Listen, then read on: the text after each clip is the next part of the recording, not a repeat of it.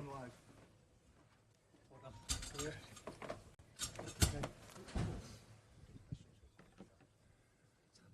Okay. Yes, good to go. We'll start here anyway. Got cameras behind. Miron, what's your overriding emotion from that game? Is it a disappointment? That You need to move. Sorry. What's the overriding emotion from that game? Is it disappointment because you were in the lead, what might have been, or is it pride in the performance? I think we can only be disappointed with the result, but very proud of our performance. I think we gave Manchester City a game, and we gave them a proper game. And it's one of the best teams in this world, coached by the best coach in this sport. And I think we had an excellent game plan, and the lads just executed this game plan with the structured organization you need to survive here and to get out of this game. But especially also with the passion and the heart that's just with us now for the last 7, 8, 9 weeks, and I think also with tactical discipline. And we knew also that there will be a lot of moments similar to Liverpool where we have to defend, and we have to defend very organized and very structured. But there will be also moments where we can escape and steal the ball and start our transition threat and maybe be dangerous on the set pieces, and that was exactly the plan. So I think we did it well. It's just a little bit pity that we just conceded with the final whistle of the first half, the equalizer. And then I'm completely aware what is about to happen also second half, especially what they have on the bench to put in. But again, we tried everything. We gave Manchester City a task and a big challenge, and I'm very, very proud of this. You said beforehand it was going to be the greatest day of your life to be coaching a team against Pep Guardiola. Did it live up to expectation from that point of view? It's a huge privilege and a huge honor. Sometimes this is so fast, everything in football, and so fast everything for me that I don't even realize how big this moment was. And it was an honor to face Manchester City tonight here. It was an honor to face also Pep Guardiola, and I think we gave them a challenge, and that's okay. And how much from this can you take into Tuesday's game at Hull, which on the face of it is actually more important, isn't it?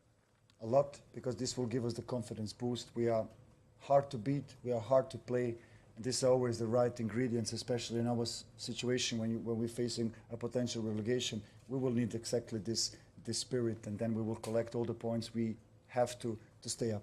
Okay, thank you very much. Thank you. Go to Chris. Hello, Miron. Obviously, there's a lot going on in the wider world with Ukraine at the moment. Maxim Talaverov scoring your goal today. A great header, but must be a difficult time for him at the moment, seeing what's going on. What would you say about his performance since he's come into Argyle and the goal that he scored today? His goal is the summary of his performance, the summary of his character. Just a straight guy, top guy, big heart, big passion. Loves to defend, loves to give it all, so it just fits perfectly to the type of player and the type of character I was so much looking forward to win him for Argyle. And I think he played an excellent game tonight defensively, and he rewarded himself also with, I think, a beautiful header. That's a Premier League goal, and I think he has the potential also for this. Must be difficult times for him, though, isn't it? His homeland, and all the war going on there, and then obviously what happened last night with the president and Donald Trump. I'm the manager of Argyle, and I will comment only sportive decisions. This flower is the flower of Srebrenica. It represents genocide in this world, but I know my task and I know my responsibility. Was it a little bit disappointing that for all the quality Manchester City have got, it was from 2 set pieces that they scored headers? Yeah, but I think makes me very proud. Keeping Manchester City away from our goal, it's a hell of a task, believe me, because individual quality it's so high, the collective quality is so high, and the tactical input of Pep is just, you can't almost stop this. And I think we gave them a game. We gave them a proper fight. And remember, I'm just here for 8 to 9 weeks, but my first message to the team was, it should be hard playing against Argyle. It should be difficult. And I think we are exactly hard to play and hard to beat, and I think we did a lot of things very well tonight. You made 6 changes to your team today. With the game against Hull on Tuesday, which is extremely important, can you just talk to me about the 6 changes and your thought process and maybe saving players for Tuesday? Yeah, because in terms of adventure, and this was of course a huge game, but in terms of priority, in terms of what is more important, there's a big one also for us Tuesday night. So I worked backwards from Hull City. That's why I did also the 3 changes in minute 60. I think Mustafa Bundu was the best player on the pitch, but I need him also to perform Tuesday night. So I'm very happy that we had a plan and we also stick to the plan, because this game we are in the game. So you have to make a decision. Do we gamble to maybe chasing some dreams, or are still realistic to get the job done in the competition? And I choose clearly for Hull and the competition.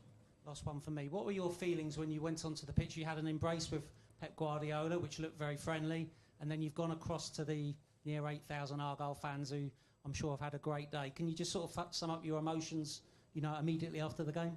Yeah, both beautiful memories I will keep for a lifetime, meeting one of the greatest in our sport, and at least trying to challenge him was a nice experience.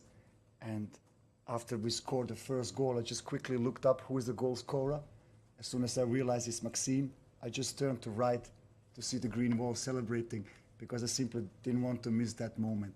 So both moments I will keep, in my heart. Hello, Miron.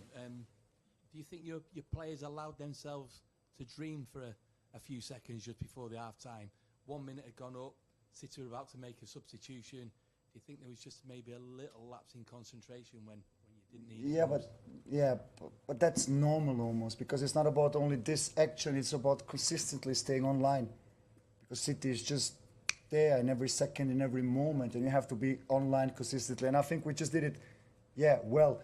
And it's just a pity that we conceded this set piece before, because I think second half we will keep our structure, and City will maybe open up a little bit more, so we can have a little bit more spaces to attack. But again, it's City. They will be there as soon as you give them a little bit, you give them a little finger, they will grab the whole arm. So, and that's okay. Could I just ask about the second goal? A few of your players were unhappy about it. What was your view of it? Have you seen it again? Yeah, I saw it, but I will stick always to my plan, like I did also in Belgium. Good, bad decisions are part of this game, and I will never also criticize the referees, especially not publicly.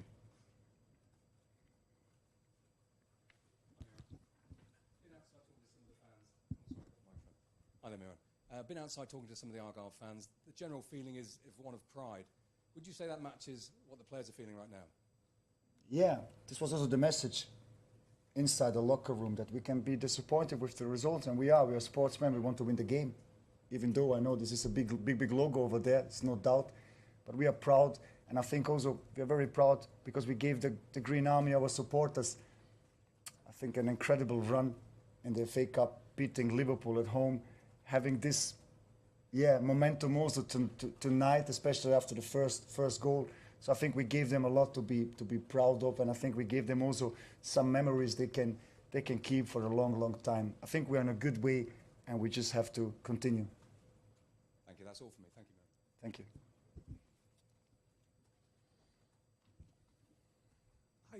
I understand what you're saying about Maxim, but your own background must make you at least empathise with what he's going through and why football can be a release, but not the most important thing as well. 100% I can emphasize. I'm a refugee. I know what this experience is, and football is just a help. Football connects people, and being on the pitch, being on the football field gives you also the possibility to escape from the reality, which is very harsh, especially for Maxime, because his country is in a war, I think now for 4 or 5 years. So sport and football gives him just an escape, and I think if you saw him tonight, he played like a champion. Miron, we've been outside talking to the supporters who are, they've got a long journey home ahead of them. You've only been here for a couple of months, as you say. What does the Green Army mean to you, and what does it mean to the club?